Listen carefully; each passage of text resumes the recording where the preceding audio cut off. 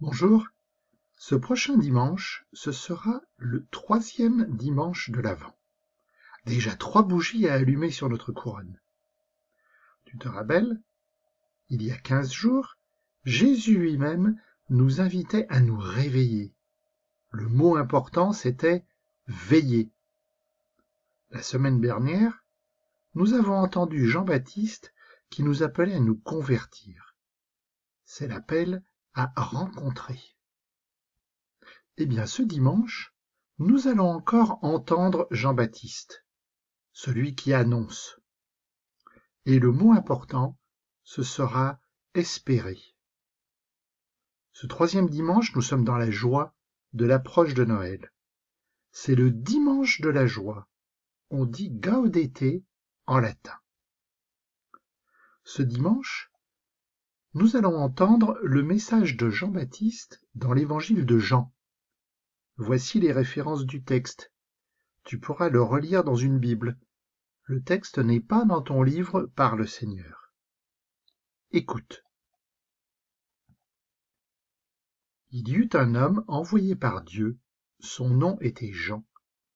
Il est venu comme témoin pour rendre témoignage à la lumière, afin que tous croient par lui. Cet homme n'était pas la lumière, mais il était là pour rendre témoignage à la lumière. Dans cette introduction, l'évangéliste Jean nous présente Jean-Baptiste, et il nous dit que Jean-Baptiste est un témoin. Il témoigne de la lumière. Et tu as bien vu, lumière est écrit avec un grand L, un L majuscule. Ce n'est donc pas d'une petite ampoule dont il s'agit. Non, c'est la lumière divine, c'est-à-dire Jésus. Et Jean insiste bien, ne nous trompons pas, ce n'est pas Jean-Baptiste qui est la lumière. Voici le témoignage de Jean, quand les Juifs lui envoyèrent de Jérusalem des prêtres et des Lévites pour lui demander « Qui es-tu » Il ne refusa pas de répondre, il déclara ouvertement « Je ne suis pas le Christ ». Ils lui demandèrent « Alors qu'en est-il ?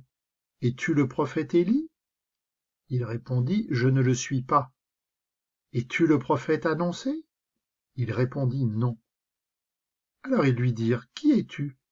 Il faut que nous donnions une réponse à ceux qui nous ont envoyés. Que dis-tu sur toi-même » Il répondit « Je suis la voix de celui qui crie dans le désert. Redressez le chemin du Seigneur, comme a dit le prophète Isaïe. » La semaine dernière, tu te rappelles, c'étaient les foules qui venaient écouter Jean-Baptiste. Eh bien, cette fois, ce sont les autorités qui viennent. Et ce qui est important pour eux, ce n'est pas ce que dit Jean-Baptiste. Ce qui est important pour eux, c'est qui il est. Oui. Non mais franchement, il se prend pour qui celui-là? C'est nous qui savons parler de Dieu. C'est nous qui connaissons la Bible, qui pouvons dire aux gens ce qu'il faut faire. Mais Jean-Baptiste ne se cache pas. Il dit qui il est. Il est la voix qui crie dans le désert. Le désert, c'est un lieu de silence, un lieu où on n'est pas distrait par tout ce qui se passe autour de nous, un lieu pour écouter notre cœur, pour écouter Dieu. Jean-Baptiste nous offre un beau cadeau. Il nous dit de redresser notre chemin, c'est-à-dire d'ouvrir notre cœur pour y laisser entrer la voix de Dieu. Or, ils avaient été envoyés de la part des pharisiens. Ils lui posèrent encore cette question. « Pourquoi donc baptises-tu si tu n'es ni le Christ, ni Élie, ni le prophète ?» Jean leur répondit. « Moi, je baptise dans l'eau, mais au milieu de vous se tient celui que vous ne connaissez pas.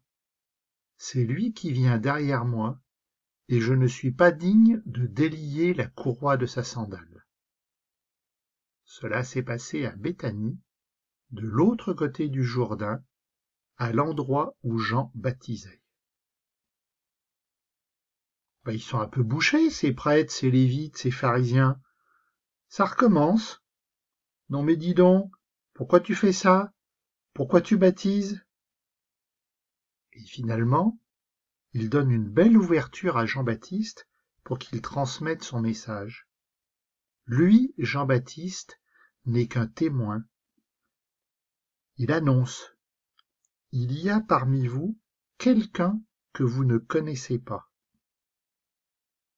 Eh bien oui, parmi nous, il y a beaucoup plus que ce que nous voyons avec les yeux, que ce que nous percevons avec les oreilles.